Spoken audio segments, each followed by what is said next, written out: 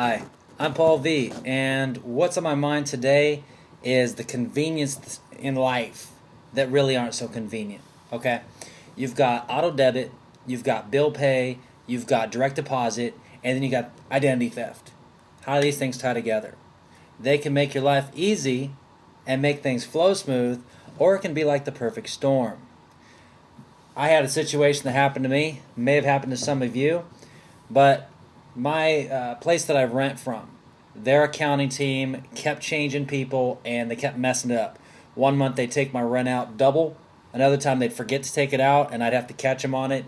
And so it's kind of hard to like run a budget when you don't know when the money's coming out or when it's moving or where it's going. So I set up what they call bill pay through my bank.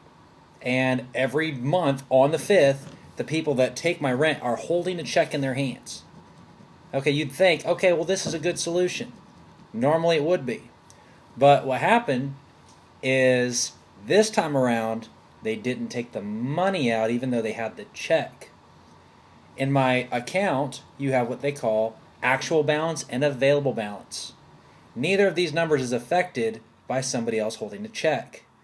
So I thought that they had taken the money out and that another check had got direct deposited into my account.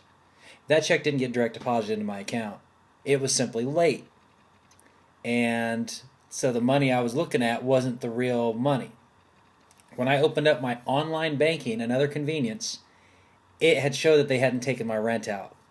So looking at all these charges coming like speeding bullets because of this auto debit stuff, the convenience factor, right? I called up my real estate agent and said, hey, please talk to your accounting team. They never took the money. I need them to wait just a couple of days for these things to catch up. No problem. We got you covered. Yeah, they got me covered. Because before I could even realize it the next day, that money had been taken out. It's like me calling made him pick up the phone and tell the accountant, get the money, we're not going to get it, or whatever. Because that check went through and every other charge I had did not. The available balance had showed that they could go through, so now I get these wonderful bank charges. And different institutions charge different things. Luckily, the one I have only charges $23 a pop. So after about 5 or 6 of those, you can see that it was getting kind of hectic. I looked at it and I said, well, wait a minute. This check that I'm getting in, I'm going to spend it on bank charges before I can ever deposit the money. And I called up the bank freaking out, and they were willing to work with me, meet me halfway, pay for some of the charges. And, that's cool. It's not cool, but it's cool, okay? I get my check in finally, and it's late, and I live in Virginia. My credit union I chose to keep is in San Diego because it is very convenient the way they do their online services. But now there's a problem. My only way to deposit money is at the 7-Elevens that have the right kind of ATM machines because there is no co-op. There is nothing like that would work. So I'm going there to the 7-Eleven when I discover that my card is nowhere on me. It's nowhere in my car. It's nowhere in my clothes. It's not at my workplace. It's not in my apartment. The card is gone. And this is like the second time in my life I've ever lost a card. But what great timing. So I call up the bank. Hey, I'm holding a check that I need to put into the account to stop these charges. But I don't have a card. What do I need to do? Well, sir, there's nothing you can do. We can give you our mailing address and you can send it to us. Okay, so the time in the mail with a holiday weekend, how many more bank charges am I going to get? Okay, great. Well, let me ask you, I can do that, but can you stop the account so I don't get more charges? Well, sir, we can't do that either because these are electronic withdrawals. These people have your account information, so we have no control over that. So they're going to keep charging it, and every time that happens until you've restored your balance, that's going to be another bank charge. I thought I was going to lose my hair at an early age. I was freaking out, not knowing what to do. Okay? So, anyway, the solution is my workplace was going to give me direct deposit. But because of the holiday weekend, again, they're not putting it in until Tuesday.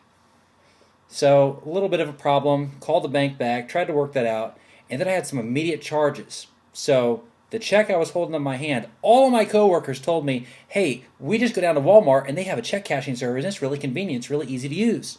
Oh, good, convenience. I'm doing so well with it. Let me just go down there. So I went down to the zoo where it was a madhouse and the lines were super long, and I get into this huge line to cash the check. I get up there and I tell the lady right up front, hey, this is the first time I've used this service.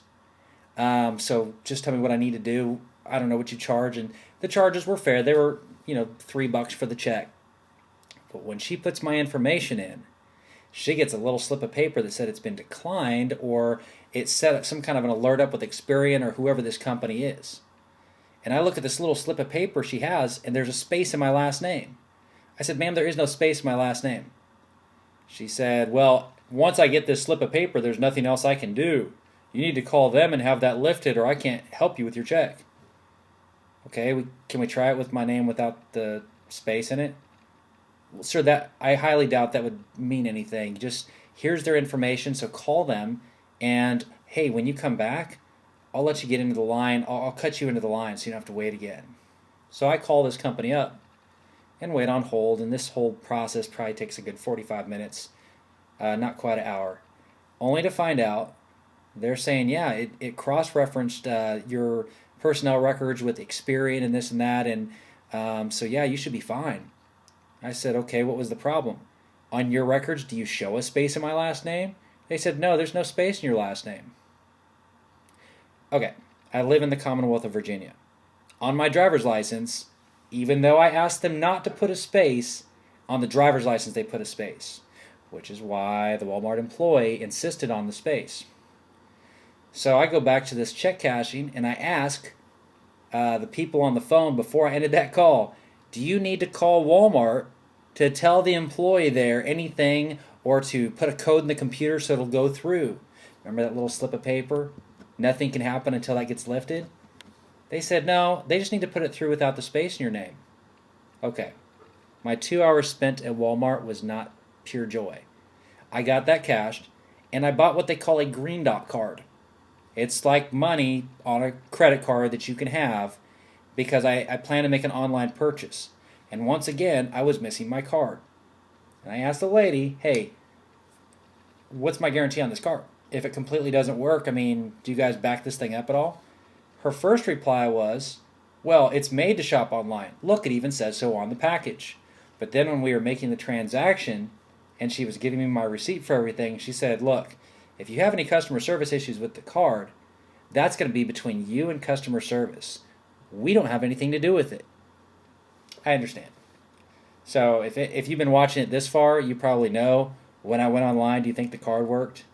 No, it didn't work. And there's a service online called Click to Pay, another convenience when you run into snags like this. So I go on to Click to Pay and I put the information in. They ask me for everything, my date of birth, confidential information. Back to that whole identity theft thing that I mentioned earlier. I supply them with everything because I am just over it. Okay? And this special little green dot card is the credit card that I used on there because I knew they could take that money and I could finish my online transaction. Well, then they asked me on a phone call to confirm me on the phone to send them a copy of my driver's license and the front of the credit card. Okay, so they're not believing me. Great. Hey, how about I scan that and I email it to you right now? Oh, that'd be fine, sir. You can email it here, here, and here. Great. I'll tell you what, I've already got the scanner fired up. Can you just check to see if it came through? Well, no, I don't have time to do that right now. How long does this process take? If I scan this right now and I send it right to you within the next couple of moments, how long will it take you to validate on your end? Sir, that usually takes 2 to 3 days. 2 to 3 days for what? What are they verifying? At this point, they have all of my information. They have my ID. They got my card. They got all that stuff. All to make a simple online transaction, a convenience, because they're protecting me against identity theft, but it's so inconvenient to make things work conveniently. Okay, that's my basic thought on this. That's my rant. But all of these things in place that are made to help us sometimes just make life more complicated than it ever needed to be. This is Paul V. Thanks for tuning in.